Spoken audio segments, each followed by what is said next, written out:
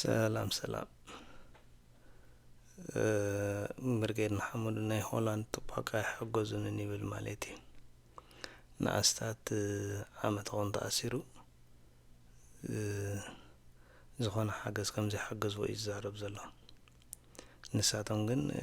جنزب مرقين محمد يلوم بزخون بطاطات يواصون يرن جنزب مالتي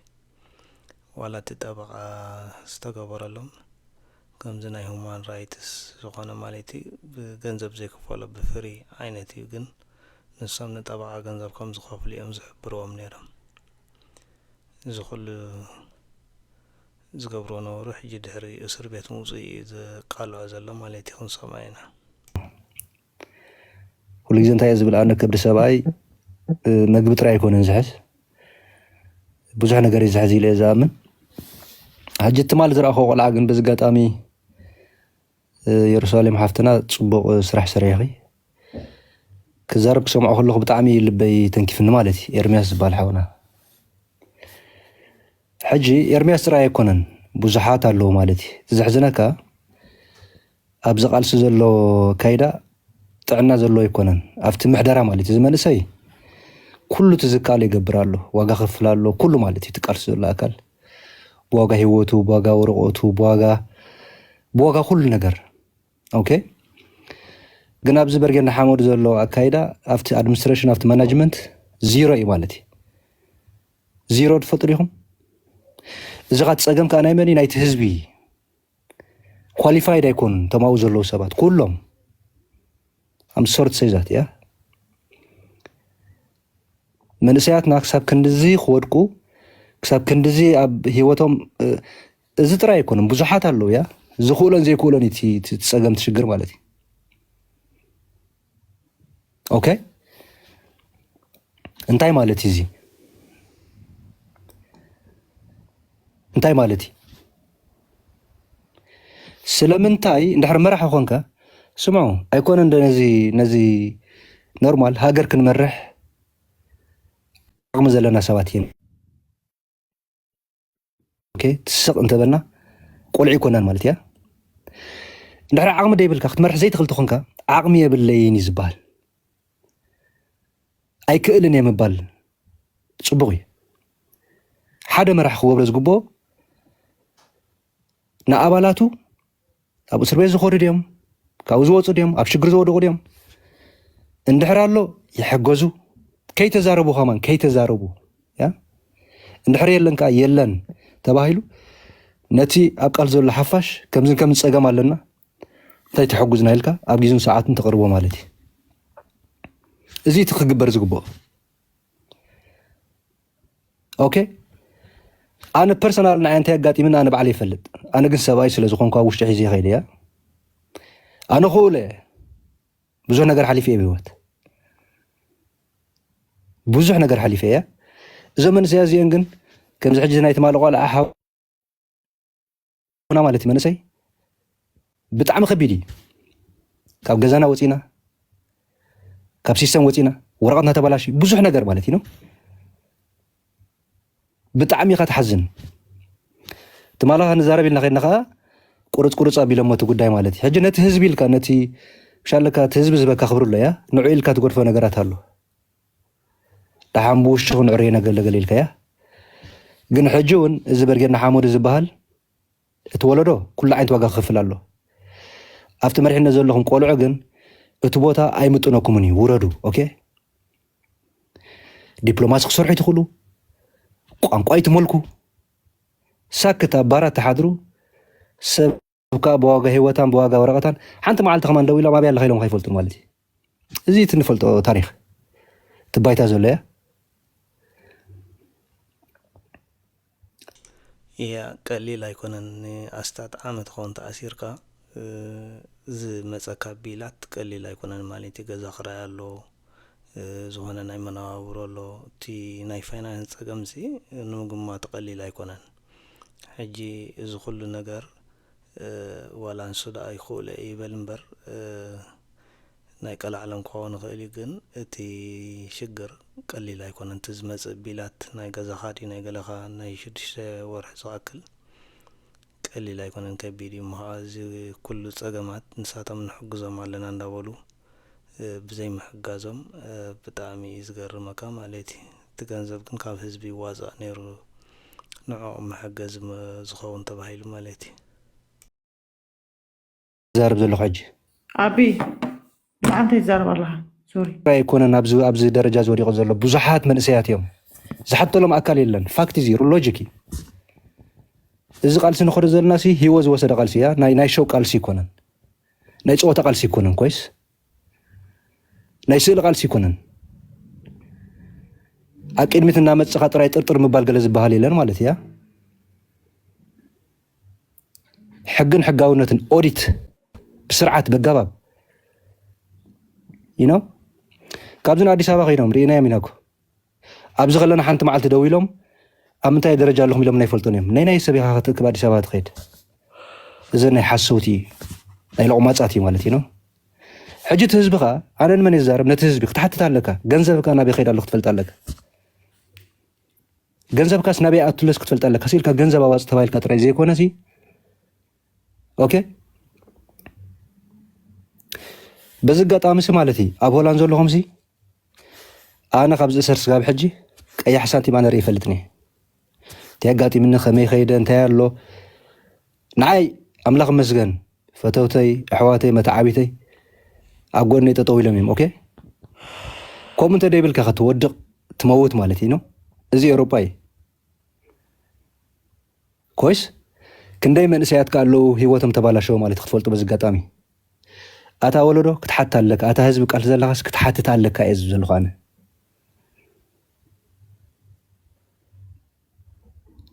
ክሕጎዙ ኣለዎም ያ ንመን ኣዲኹም ኢልኩም ሶሪ ነቲ ቃላተይ ንመን ኢሉ ካብ ገንዘብ ካብ ህዝቢ ገንዘብ ይልመን ኣሎ ይስረቕ ኣሎ ዳ እንድሕሪ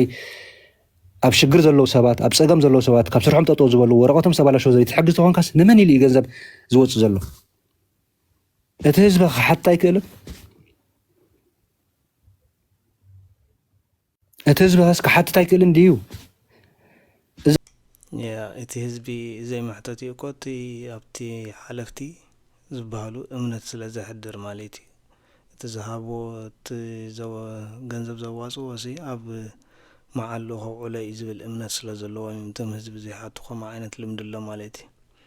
እምበር እቲ ምሕታት ፅቡቕ እዩ ሰብ ክሓትት ኣለዎ ገንዘብ ድሕሪ ዋፅዩ ኣበይ በፂሑ መረጋገፂ ኩሉ ክትረክብ ኣለካ ማለት እዩ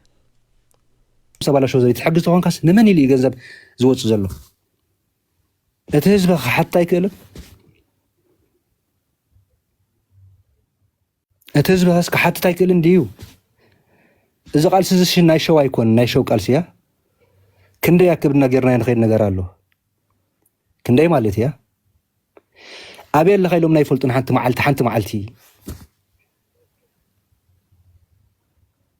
ምእንቲ ቃልሲ ኢልካ ትኾኑ ነገራት ግን ኣሎ ኣብዚ ተዛሪብና ተጨፍጪፍና ኢና ግደፈና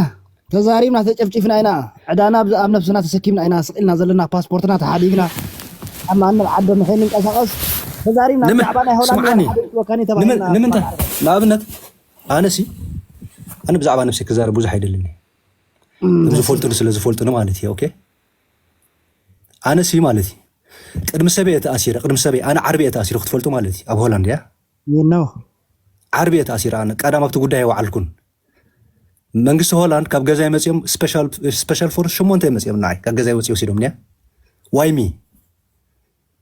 ንሕና ንእሰረሉ ካልኡ ዝረኣይሉ ብዋጋና ማለት እያ ኣብ መሪሕነት ሆላንድ ማለት እዩ መሪሕነት የለና ኣብዛ ዓዲ ኣብ ሆላንድ ኣብነት ወላ ሓደ የለውን ሳክት ንሕና ምስ ኣሰርና መሪሕነት የለዎም በሉ እዮም ኢሎም ጠሊሞምና እዮም ኣነ ጆምብላ ካልኦት ገለ መራሕቲ ተባሂልና ኢና ተኣሲርና ኢና ኣብቲ ቦታ ግን የለናን ብህግደፍ ይኹን ብመንግስቲ ነው ዘለን ማለት እዩ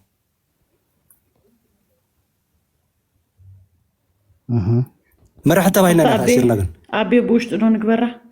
ናይ ምንታይ ውሽጢ ኣብ ህዝቢ ኮይና يأكل بحنج بجاه يرس سؤالي سؤالي نمتى بوشتي نالكم ساعة تعملوا أتعبي مو تاش مخونا حسب ما انتهي هل ميبال ولا انتهي نمتى كنا كله خدنا له متجبر يعتاي اللي مسلكم كنا جزيت ناس زارينا خلت عمت ملو تزارينا لي نازي كل سب استبدل نجر عوش تخم حسكم وسؤالكم نتدحروا من سيت بدل ولكم أبزي ناي سئلي ناي بادلا ناي قلم لي كونن أبزي أمد يكون كل خنت تبدل أنت زاربا ترى قبلو دحر حجي المهنات الصغار حبا خيا قداي نتدحر واي من سي قداي تقبر لها أوش تكون كف بابلكم عامة ملو توباك عجوا أنا لوك توباك عامة ملو أبو هوتيل كابسرت هو صاحب هوتيل تقمت على حاجة زحان قلم لنا توسيدو مالتي سلازي نمنتاي نمن داي وصل من فضل عندنا زمانتاي كم زباين نقدر فرد كحياة كل سخي لما رحنا ثوران حياة كله أنا عبت أسار حمناتهم كأتو دلني حسن أنا عبت نايتاتهم أكايدا كأتو أيدلني مناتو سفلطة أمري بلين ترى دي خم يتكن دي شجر كوين زلوا بزقال سكو جنزب مسرق كوي سلمن تايم جنزب سسرقو بتعمي إزجار مكا يتجنزب سرق نتي قال سخ عنكف زدلي مالتي تغلى قوما عينت اندهري كسايتر عيلو كابت قالسي كبارر يزقو بونير مالتي دحر بوشت إلكا خاسي كندي شجرات بوشت تباهيلو استفتح نجار يلن نسقو يتزقم حجس بوشتي إلكا نتي سبت تي ناتو تزقم نخيوص يمبري بوشت استفتح نجار بزحا يتراين مالتي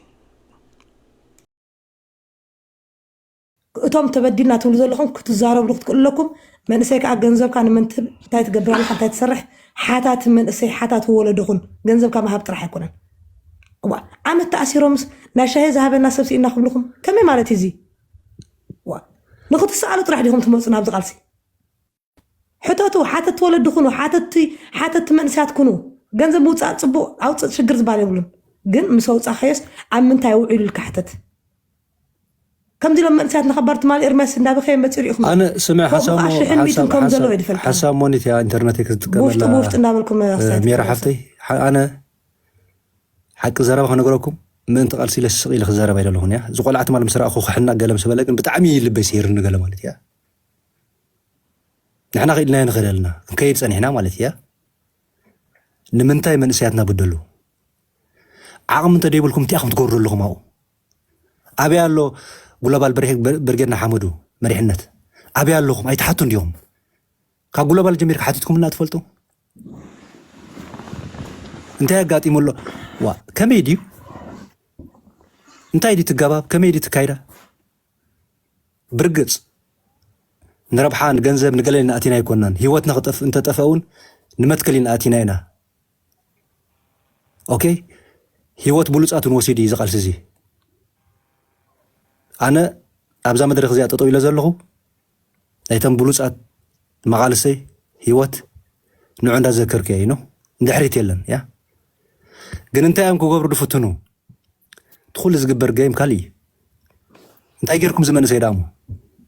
سلام انت يبقيزو ساعات ونقبور يتقبر له كاب شعبي هذا بمتى يتفل يدامو سخم ده حفشاو يدزارب زلغو حجيا أبو سربيت الله بوصات أتا أبو على هولاندكو أبو هولند مالتي خفلتو نزح 5 قرش أب سومن أبو سربيت كلنا سرودنا ناخذ بلومسي بخندي لماني 5 قرش نسومن نشجارا نقله بزح نجار له يا أنا بقدامي أب جوبايك زنبرلو كزاربي مسينيريا أنا يفوتوني أب شال ميدا مسي 5 زراب ግን እንታይ እንገርማ ኩልኩም ነርኩም እዮም ሓፂር ግዜ ብልና እንደገለገለ ኢሎም ነታ ጉዳይ ሓንቲ ሕቶ ደን ገለመልታ ትሪታ ከማና ይፍቀዱን ያ ሕጂ ትጉሂ ኢኻ ማለት ብጣዕሚ ኢኻ ትጉሂ ብጣዕሚ ማለት ያ መራሒ ዝበሃል ይእሰር ኣቅድሚ ትወፅእ ብህዝቢ ክብር ረክብ ኣነሉ ኺብል ኢና ንፈልጥ መራሕቲ የለናን من داخل سرلكم من داخل موتلكم ودقر لبو دحر مرحا خونكا قبو خريت قبرو اللو خونكا نتزق على زول أكل كاب شعبي أمتاي تفله زمن سيازي أمتاي قرمهم سلم انتاي نو يلن تغين يلن أوكي كاب هزب جنزم دواسخا نابي داخل دالو دامو دا دي تحقزهم تخون كنجا زغرهم كان تفالي سقاماتهم ندحر داخل تحق زي تخول كوكاس نعي بوغاني حق زربا أنا نقرر زرب دوي لهم ليهم يدولك يام دويلهم انتاي يالو شجركات نقرم تقمكات نقرم ولا حنت نقبرك يعني خلنا عغمز بهالليل تودي بزي عاد يومها سيمبل عمت ملو مالتي ناتي دفلت مالتنا كلا يفلتني انا حجي لمن قال لكم كندلو زي موت حشنا انا نقاصي مويتي لمنني ينو ግን ሞራልካ ስትንክፉ ሰባት አለው እዮም ሞራልካ ብጣዕሚ ሞራልካ መሬት ወድቅ ማለት ያ ዕድል ክትብና ትፓክ ዓርኬ ሶሪ ንሽተክ ንዛርብ ኣብቶ ናትኩም ማእከል ኣቢለ ቅድሚ ዝኾነ ጉዳይ ምኻዱ ዝራብ የድልየና እዩ ወዳይ ዓርከይ እንታይ ሞ ይኽዝ እንታይና ሞ ክንዛረበሉ ኣነ ኮ ሕጂ ዝዛርበን ዘለኮ እዚ ትማሪ ዝራኸ ቆልዓ ክሕናቕ ዝበል ናይ ስዊዘርላንድ ሪኢኻ ንሱም ስራኺ ነዲደ ተረዲካሉ ንምንታይ መንስያትና ሕነቆ ብሽግር ምጸገምኒ ነው ስለምንታይ ከሰብ ስጋብ ዝዛረብ ብዛዕባናቱ ትፓክ ዓርከይ ብዛዕባናቱ ፍሉጦ ለካዲ በመሪሕነት ናይ ስዊዝ ተሓጊዙ ዶ የተሓገዘና ፍሉጦ ለካዲ ጽቡቅ ጌር እምባፔ እዚያ ብዛዕባናቱ ይዛረብ ዘሎ ፓፓ ስማዓኒ ብዛዕባ ናይ ኤርሚያስ ብዛዕባ ናይ ገለ እኮ እቲ ሓፈሻዊ ዝዛረብ ዘሎ ፍሉጦ ገለ ግዶ ፈረስዑ እዚ ቴንክ ዩ በቃ ታይ እቲ ጸገም እኮ ገለ መሳኺን ናይ ልቦም ቃለሱ ገለ ከዓ ናይ ረብሓ ተሓዊሶሞም ስለ ዘለዉ እኳ እቲ ሽግር ሕጂ ነቶም ናይ ረብሓ ክፈሊዎም ስለ ዘይከኣል ኣብዚ ኩሉ ሽግር ዝኣቱ ዘለዉ ማለት እዩ ጽቡቅ ገርና ንፋለጥ ጥዑማት ሰባት እውን ሕጂ ንዕኡ ክብል ኢለ ዘይኮንኩ እቲ ጸገማት ከም ዘለዎ ኮይኑ ግን እቲ ዝጎድለና ዳ ንዛራረብ እምበር ኣብ ጉድለትካ ክዛረብ ኣይደልኒ ሕጂ ትፓክ ዓርከይ ኣብ ጉድለት ናይቲ እውን ክዛረብ ኣይክእልኒ ጸገማት ብዙሕ ኣሎ ነገራት ግን ብውሽጢ ንዕፈዮ ሕጂ ወላ ትፓክ ዓርከይ ተራኺብና ኢና ዓቅድሚ ትመራሕኮ ክልተ መዓልቲ ተዘራሪብና ኢና እንታይ እቲ ጉድለት ተባሂልና ኮይና ክልቴና ኣነ ኮ ነጊረኩም የኮ ወዳይለ ኣብ መጽ ወይታ ዘይነገርኩምኒ ጽናሕኒ ነው ኣብዚ ኣሎ ከንቲባኮ ኣብቲ ኣነ ኮፍቲ ጉባ ኣብቲ ዙም መጽ ናባይ ኣነ ብውልቀይ ገንዘብኩ ናበይ ኸዳሎ ሕቶት ኢለ ኣይበልኩ እንዲያ ነው ነቲ ዝብሆላን ዘለኮ ነጊረ ዓርከይ ኣብታናትካ ጉዳይ እንዲና ተዘራሪብና እንታይ ጉድለት ምስቱ በኣ ዝነበረ መራሒ ይህን ክልበሃል ፈቲና ኣብይ ዘሎ መራሒ መን መራሒ ምስቲ ፋይናንስ ተዘራሪብካ ዶ ኣብ ኮ ተዘራሪብናና እታ ናይ ግደፎ ደሓን ወዳይ ዓርከይ ድሕሪ እኮ ጠፊኻ እኮ ደወልካለይ ንኮ ንዓይ ቶፓክ ዓርከይ ደው ኢለልካ እውን እኮ ፀኒሕካ ክምለሰልካ ኢኻ ኢልካኒ ተመለስካንካ ወላ ነገራት ሲ ተሪሩ ግን ሓሳብ ኣይኮነን ጽናሕኒ ክሲ ይኮነን ኣነ ነጊረካ እኮ ኣነ እኮ ሕጂ ክዛረበሉ ገለ ድሌት ስለ ዘለኒ ገለ ይኮነን ተረዲኻን ለሃ ኣነ ውሽጢ ገይረ ዝኸድ ኩሉ ነገር ትኽክል ንሱ ዳ ክንቃለሰብ ኢና ከዓ ተረዲኻኒ ኖ ስማዓኒ ኣብዚ ሎክ ምእንቲ እንጭዋ ምእንቲ መጎጎዶ ምእንቲ ጸላእዶ ገለ ዝበሃል ቋንቋ የለን ዋጋ ክንከፍል ከለና ዋጋ ንኸፍል ኣለና ኦኬ ሓደ ብልዕሊ ሓደ ብዝኽወራ ዘይክእልን እያ በሽቀጥቀጥ ገለ ይትበሉ ዝበሉና ከለዉ ተረዲካሎ ኣቂድመኻ መፂኦም ከም ሰብኣዮም ክዛረቡ ዘይክእሉ እልፊ ዓፋፋት ነፋጣት ማለት ተረዲካሎ ሕጂ እንታይ ሞይና ክንዛረብ እንታይ ኢና ሞ ክንብል ብዙሕ ነገር እንበልና ተረዲኻኒ ትርጉም ግን ስለ ዘይብሉ ሒዝካ ኣለኻ ትካይዳ ግን ክዕር ኣለዎ በቃ ሞንዓ ዝብሎካ ዘለኹ ትፓክ ዓርከይ ወላ ሓንቲ ዋጋ የብላን ሕጂ እውን ይብለካ ኣለኹ ፍሬያኽ ያ ድሓን እወ በቃ ድሓን ሕጂ ሰባት እዚኣ ትፍታሕ የለን ካልእ ሽግራት ከይመፅእ ዝበለ ሓንቲ ብኖርማል ኸይድና ክንዓፍ ስማዕ ነገረካ እዚ ወዳ ሃይለ ዝብል ዘለሲ ኣብዚኣ ትፍታሕ የላን ገለ ይብል ኣሎ እሞ ትፍታሕ ተኾይዳ ዳ ቀደም ዘይትፈትሓ እሞ ንሱ 10 ዓመት ኾን ተኣሲሩ ዋላ ሓንቲ ሓገዝ ኣይረኸብኩን ይብል ኣሎ ኣብታ ዝተጸበየ ግዜስ ውሑድ ኣይኮነን ኣብታ ሸዓ ግዜ ዘይትሕግዝዎ ድሕሪ ትሕግዝዎ ክብርሱ ግን ኣማራፂ ስለ ዝሰኣነ እዩ ናብዚኣ ኣምፂእዎ እቲ ዘረባ ማለት እዩ ሕጂ ኣብዚኣ እምበር ክትፍታሕ ትኽእል ምፍታሕ ዳ እንድሕሪ ውሽጡ ምፍታሕ ስኢንካ ዳ ኣበይ ክፈትሖ ሞዴልኻ ኣነ ጽናሕሞ ትፓክ ዓርከይ ወላ ካባኻ ወፃኢ ዘለዉ ጽናሕሞ ኣብዚ ብዙሓት ክሕንክል እንዲዮም ዝመፁ እዚ ዕንክል ኢሉ ዝብሉ ንሕና እኮ ደምና ኮይና ንኸፍለሉ ዘለና ሰባት እኮ ይጠፍኡና እዮም ዘለዉ ታይኹም ትዛረቡ ዘለዉ ሓንሳብ ዝሞ ትፓክ ዓርከይ እንታይ ኻዋንካ ንሕና እኮ እቶም ሰባት ኣብ ኩሉና እዩ ዘሎ ትጸገም ሕጂ ሜቢ ዝተኣሰሩ ኣለዉ ዝተሓሰዩ ኣለዉ ብዙሕ ሰብ ዋጋ እዩ ዝኽፍል ዘሎ እቲ ፀገማት ግን ይብለኩም ኣለኹ ከመይ ጌርና ንዕርዮ ዳ ንፍታሕ እምበሪ ኣብዚኣ መፂና ትርጉም የብሉ እንዳበልና ስንቆፅሉ ኣለና ስማዕ እንዶ ወዲ ሃይለ ክንዕርዮ እኮ ፈቲና እኮ ኣይንፈልጠካ እናንተ ኢሎም እንታይ ትገብሮም እዞም ሰባት እዚኦም ብርግፅ ኣይንፈልጠካና ዝበለካ ቱፓክ ዓርኪ ስማዓኒ ወዲ ሃይለ ንዓይ እኮ ኣነጊረከ ሕጂ ኣብዚ መፂኻ ንዓይ ፐርሰናል ክድውለለይ ትኽእል ኢኻ ተረዲኻኒ ትማለኻ ረኺበካ ታወፃ ኩላ መዓልቲ ደው ኢልካለይ ከም ዕሩኽ እየ ዝብለካ ዘለኹ መቓልሲ ተረዲእካሉ ኣብቲ ቦታ ስኻ ስለዚ ኣለኻ ኦኬ ቋዕዳሓን ወፃ ኸኢልካኒ ቴንክዩ ድሕሪኡ ኣይተረኸብናን ኣይደወልካን ካ ኢለካ ትማለኻ ምስ ተረኸብና ማለት ተረዲኻ እንታይ ዳጠፊና ኢለካ እንታይ ገይርኩምሉ ዝወዲ ትሕግዝዎ ደለኹም ኢለዮም ከዓ ደሓን ጉደፎም ኣነ ትማል እኮ ረኺቦም ከዓ ንሰላም ኣይበልክዎም መፂኦም ንዓይ ከም ይሁዳ ሰላም ክብሉን ይክእሉን እዮም ሕዝካን ለኻ ኣነ መራ ተባዕታይ እየ ብሩር ነቓፅ እምበር ልቑማፅ ኣይኮንኩን ኮይስ ሕጂ እንታይ እዮም ደልዮማ ሰብ መሲልካ ኣብዚ መፂና ክንዛረብ እዮም ደልዮማ ተረዲእካ ኣሎ ኣነ እውን ነዚኣ ሽረ የለያ ነይረ ብለካ ኣለኹ ክዛረብ ትደላ ኣነ ቅድሚ 6-7 መርዕም ተዛረብኩ ብዚ መፂ ግን እዚ ካይዳ ናይ በርጌና ሓመድ ዝኸይ ዘሎ መራሕቲ ድበሃል የለውን ንፁር ክፈልጡ ማለት እዩ መራሕትኹም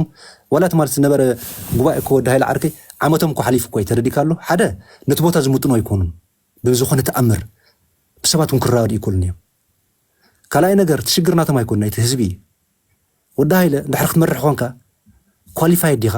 እንታይ ምዕቀኒታትካ ጊሰን ስለ ዝኸድካ ሓደ ዝኸድካ ብዝኣነስለ ከምኡ ይኮነን ዲፕሎማሲ ክሰርሕ ክእሊ ትማልኮ ዘረባ ሰሚዕና ናይ ፕላን ኤ ናይ ገለ ናይ ከምኡ ኮነ ትሽግር ኣነ ፈልጦ የፅቡቅ ገይረ እቲ ፀገም ናይ ውልቅኻ ስምዕ ባይ ነይሩ ተረዲእካ ኣሎ ናይ ምስኣል እዩ ነይሩ ኤኒዌይ እዚ ናይ ቱፓክ ጉዳይ ሰሚዕና ኣለና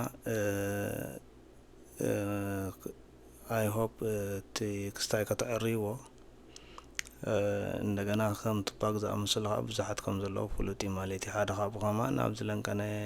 ዝበክዝ ዝነበረ ሓገዝ ሲኢነ ኢሉ ከምኡ ሽግር ዘለዎ እዩ ማለት እዩ ንሳቶም ግን ተሓጊዙ ገለመታት ኢሎም ከዓ ክሳይ ክገብርዎ ደልዮም ነይሮም እቲ ናይ ዝተኣሰሮ ናይ ገለ ቁሩብ ተኸፊሉ ዝኸውን ግን ብደገ እቲ ናይ ክራይ ገዛ ናይ ገለ ከዓ ኣለኮ ብዙሕ ቢላት ይፅበ ማለት እዩ ስለዚ ቀሊል ገንዘብ ኣይኮነን እቲ ሓደ ሰብ እንድሕር 6 ወርሒ ዝኾነ ኣይ ስራሕ ኣይገለ እንድሕር ተኣሲሩ ቀሊል ገንዘብ ኣይኮነን ዝሓቶ ማለት እዩ ኤንወይ ናይ ሎማዓንቲ ነዚ ይመስል ኣብ ቀጻሊ ብኻልእ መደብ